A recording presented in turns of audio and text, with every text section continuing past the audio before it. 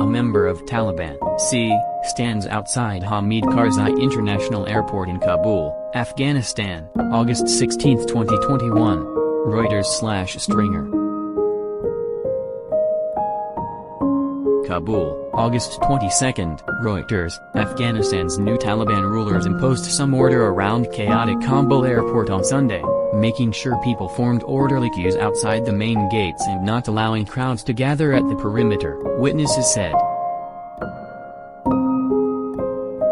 There was no violence or confusion at the airport as dawn broke on Sunday, said the witnesses. Although it was early, there were long lines forming, they said.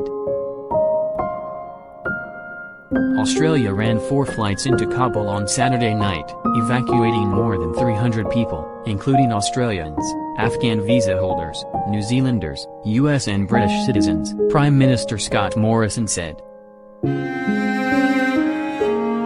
On Saturday, the United States and Germany told their citizens in Afghanistan to avoid traveling to Kabul airport, citing security risks as thousands of desperate people gathered trying to flee.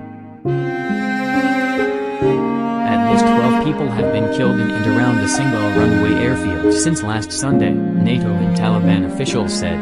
Some were shot and others died in stampedes, witnesses have said. The Taliban's swift takeover of Afghanistan has sparked fear of reprisals and a return to a harsh version of Islamic law the Sunni Muslim group exercised when it was in power 2 decades ago. Crowds have grown at the airport in the heat and dust of the day over the past week, hindering operations as the United States and other nations attempt to evacuate thousands of their diplomats and civilians as well as numerous Afghans. Mothers, fathers and children have pushed up against concrete blast walls in the crush as they seek to get a flight out. Switzerland postponed a charter flight from Kabul on Saturday because of the chaos at the airport. Army Major General William Taylor, with the U.S. military's Joint Staff, told a Pentagon briefing that 5,800 U.S. troops remain at the airport and that the facility remains secure. Taylor said some gates into the airport were temporarily closed and reopened over the past day to facilitate a safe influx of evacuees. A Taliban official, speaking to Reuters on Saturday, said security risks could not be ruled out but that the group was aiming to improve the situation and provide a smooth exit for people trying to leave over the weekend. Taylor said the United States in the past week has evacuated 17,000 people, including 2,500 Americans, from Kabul. He said in the past day 3,800 people were evacuated on U.S. military and chartered flights. President Joe Biden will provide an update on Sunday on the evacuation of American citizens and refugees from Afghanistan, the White House said. The president is to speak at 4 p.m. EDT, 2000 GMT, after meeting with his national security team to hear intelligence, security and diplomatic updates on the evolving situation in Afghanistan, the White House said. Botched exit. Taliban leaders are trying to hammer out a new government after their forces swept across the country as U.S.-led forces pulled out after 2 decades, with the Western-backed government and military crumbling.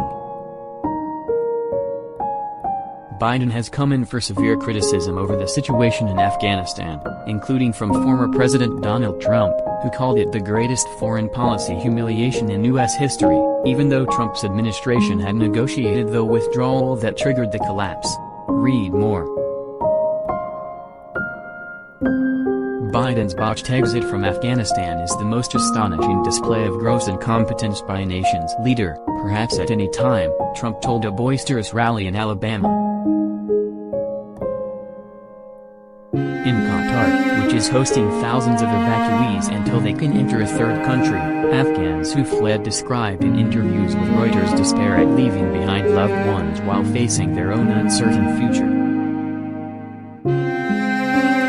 A law student spoke of looting by the Taliban as they took control of Kabul, with armed militants intimidating people going to the airport. He left behind his wife, whom he married in a video call before evacuating.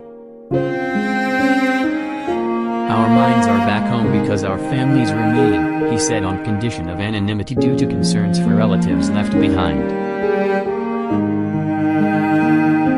The Taliban's co-founder, Mullah Baradar, has arrived in the Afghan capital for talks with other leaders. The Taliban official, speaking on condition of anonymity, said Baradar will hold meetings to prepare a new model for governing Afghanistan in the next few weeks, with separate teams tackling internal security and financial issues. Experts from the former government will be brought in for crisis management, the official said. The Taliban follow an ultra-hardline version of Islam. They have sought to present a more moderate face since returning to power, saying they want peace and will respect the rights of women within the framework of Islamic law. When in power from 1996 to 2001, also guided by Islamic law, the Taliban stopped women from working or going out without wearing an all-enveloping burqa and stopped girls from going to school.